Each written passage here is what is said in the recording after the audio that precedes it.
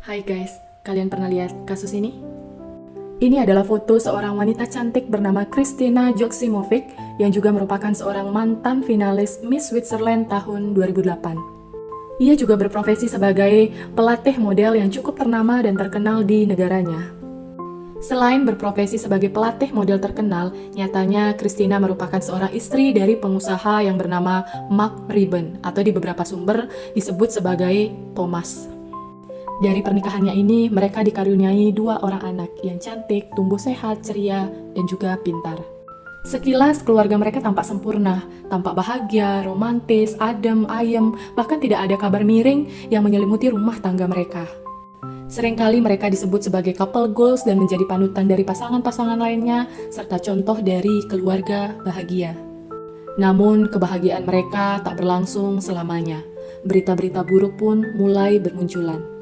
Thomas, suami Kristina, dikabarkan telah melakukan KDRT terhadap istrinya itu hingga Kristina mulai menjaga jarak dan bermaksud untuk menggugat cerai. Hingga pada suatu hari di bulan Februari tahun 2024, di mana bulan itu seharusnya dikenal sebagai bulan yang penuh cinta, penuh kasih sayang, ternyata memberikan berita yang begitu mengejutkan bagi keluarga Kristina. Seharian ini sang ayah tak mendapatkan kabar dari putri cantiknya itu.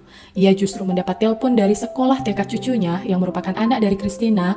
Mereka mengatakan bahwa cucunya tersebut tidak ada yang menjemput di sekolah. Padahal selama ini yang rutin menjemput anaknya sekolah adalah Kristina. Lalu, kenapa hari ini berbeda? Sang ayah pun mulai khawatir dan juga curiga. Dia bertanya-tanya kemana Kristina, kenapa seharian tak memberi kabar dan juga tidak menjemput anaknya. Tanpa pikir panjang, sang ayah pun pergi ke kediaman putrinya dan suaminya itu yang terletak di Binningen, Swiss. Namun sesampainya di sana, sang ayah tak menemukan putrinya. Ia hanya menemukan menantunya saja, yaitu Thomas. Sang ayah pun bertanya pada menantunya itu di mana putrinya berada. Tapi Thomas hanya menjawab bahwa Kristina pergi sejak pagi dan tidak kunjung pulang hingga saat ini. Bahkan anaknya pun lupa untuk dijemput. Thomas pun berkata pada ayah mertuanya untuk pulang saja, jangan terlalu khawatir, jangan terlalu dipikirkan, dan dia akan mengabarkan jika Kristina sudah pulang. Walau merasa sedikit tidak puas karena tidak menemukan keberadaan putrinya, sang ayah pun mencoba untuk menerima semua ini dan bermaksud untuk pulang. Namun, sebelum benar-benar pulang, sang ayah memutuskan untuk berkeliling-keliling sebentar memeriksa setiap sudut ruangan yang ada di rumah anak, cucu, dan menantunya itu. Entah datang dari mana perasaannya itu, mungkin karena feeling seorang ayah, feeling di mana ia harus melindungi putrinya dan cucu-cucunya, memastikan bahwa mereka aman di tempat ini. Ia pun menyusuri setiap sudut ruangan di rumah itu, hingga tibalah dia di sebuah basement yang ada di rumah itu atau ruang bawah tanah yang biasanya dipakai untuk tempat cuci atau tempat laundry keluarga. Sesampainya di sana, pandangannya pun tertuju pada kantong sampah yang tertumpuk di sudut ruangan. Namun karena merasa aneh dan tak biasa mendapati banyak kantong sampah di ruang laundry, sang ayah pun mencoba mendekati dan memeriksa kantong-kantong itu satu persatu.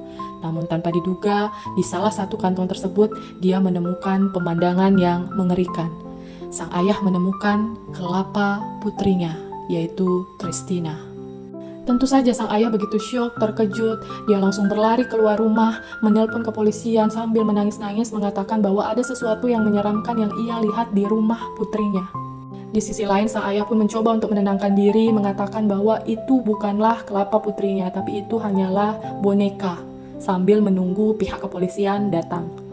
Namun ketika polisi tiba dan memeriksa kantong-kantong tersebut, ternyata benar, kantong-kantong tersebut berisi kelapa Kristina dan di kantong-kantong yang lain berisi bagian tubuh lainnya dari Kristina.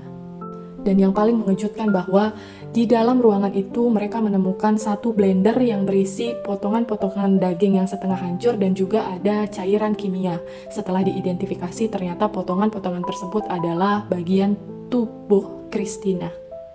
Polisi pun mengamankan TKP dan memanggil orang-orang yang berpotensial sebagai pelaku, yaitu ayah dan suami Kristina, untuk diinterogasi.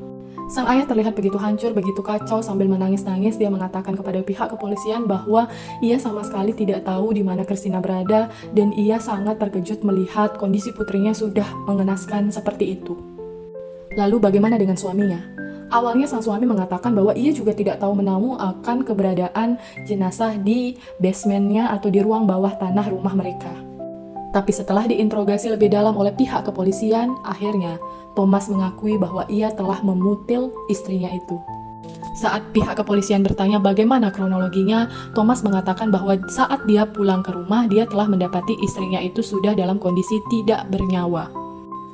Alih-alih melapor ke pihak kepolisian dan juga memanggil tenaga medis, Thomas justru mencoba untuk menghilangkan jasad istrinya itu dengan cara memutil dan juga memblender tubuh istrinya. Ia takut dituduh sebagai pembunuh istrinya. Jadi menurut Thomas, akan lebih aman jika Christina dan raganya benar-benar menghilang. Tapi pihak kepolisian merasa masih ada yang janggal. Mereka pun bertanya berkali-kali kepada Thomas hingga pria itu mengucapkan pengakuan yang kedua, di mana pengakuannya itu adalah sebagai berikut.